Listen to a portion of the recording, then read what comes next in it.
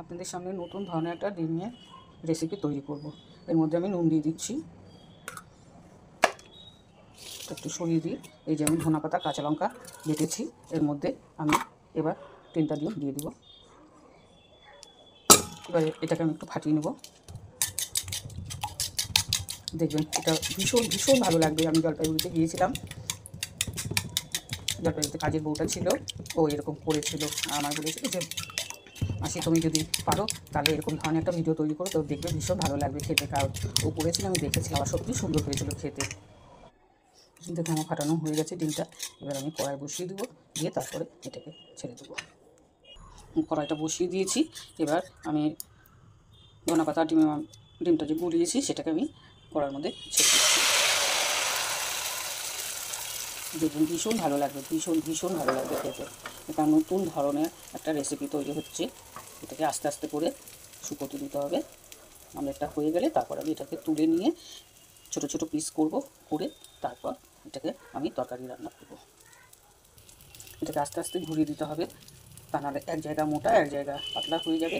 ঘুরিয়ে দিলে কি চারিদিকে জিনিসটা সমান তৈরি হবে একদম।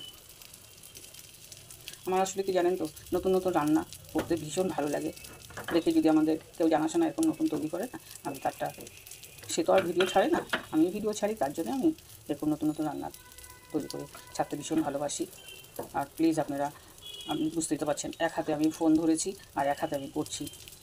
যদি আপনাদের ভিডিওটা ভালো লেগে থাকে অবশ্যই অবশ্যই সাবস্ক্রাইব কমেন্ট অবশ্যই করবেন। আপনারা একটু সহযোগিতা করলেই আমার সাবস্ক্রাইবও বাড়বে, লাইক বাড়বে।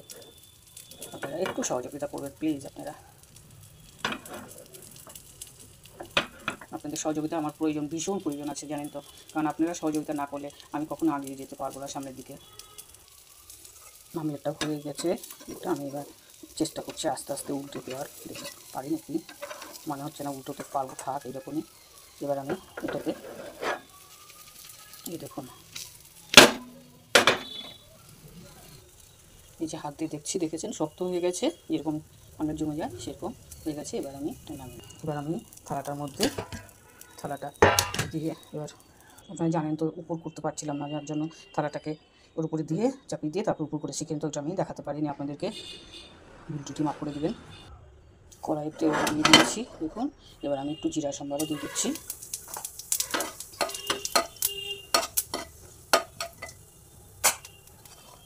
এবারে আমি পেঁয়াজ কুচিয়ে রেখেছি, পেঁয়াজটাকে দিয়ে দেবো। পেঁয়াজটা একটু ভাজা ভাজা হয়ে গেলে তারপর এর মধ্যে টমেটো দিয়ে দেবো। পেঁয়াজটা ভাজা অনেকটা হয়ে গেছে, এর মধ্যে আদা রসুন আমি বেটেছি, যেহেতু ধনেপাতার মধ্যে দিয়ে তোলার পরে বেটেছি এটা, ওই জন্য রঙটা সবুজ হয়ে গেছে।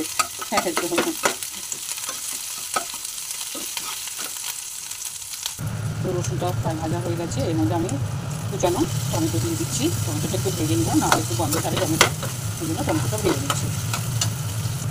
এর মধ্যে সামান্য একটু চিনি দিয়ে দেবো, আর একটু ভালো লাগবে। টমেটোটা ভাজা হয়ে গেছে, আমি এর মধ্যে মশলাটা দিয়ে দেবো। পেঁয়াজ বাটা, লঙ্কা, জিরা, ধনা, তারপরে আপনার হচ্ছে হলুদ সব দিয়েছি মশলাটার মধ্যে। মশলাটা ছেড়ে দিলাম, ছোটো ছোটো টুকরো করে নেব।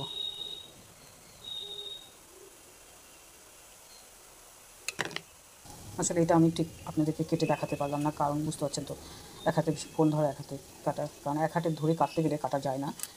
এটা হয়ে গেছে, আমার মশলাটাও ভাজা হয়ে গেছে। দেখুন একদম কি সুন্দর কালারও হয়েছে। ও সত্যি, এর মধ্যে আমি জল দিয়ে দেবো অল্প করে। ঝোলটা একটু ফুটে উঠলে আমি তখন ডিমটা, যে আমি টুকরো টুকরো করেছি আমলেটটা, ওটাকে এর মধ্যে ছেড়ে দেবো। ঝোলটা আমার ফুটে গেছে, এবার এগুলো আমি ছেড়ে দিচ্ছি আমলেটটা।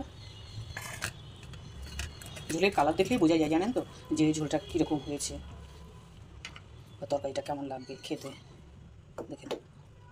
দেখুন কত সুন্দর লাগছে দেখতে।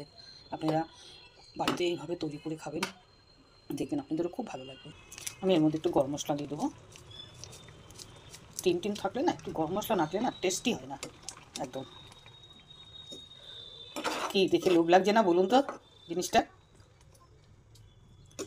কত সুন্দর লাগছে, সত্যিই সুন্দর হয়েছে, বিশ্বাস করুন। আমারই এত লোভ লাগছে, তো আপনারা দেখলে তো আপনাদের লোভটা তো লাগবেই, অবশ্যই লাগবে, বা ভালোও লাগবে খেতে। কিন্তু এটা সত্যি ভাতের সঙ্গে বলুন, রুটির সঙ্গে বলুন, ভীষণভাবে আপনারা এটা এনজয় করে খেতে পারবেন। তরকারিটা আমার হয়ে গেছে, এবার আমি গ্যাসটা বন্ধ করে দিব। দেখুন একদম হয়ে গেছে, গ্যাসটা বন্ধ করে দিচ্ছি। হচ্ছে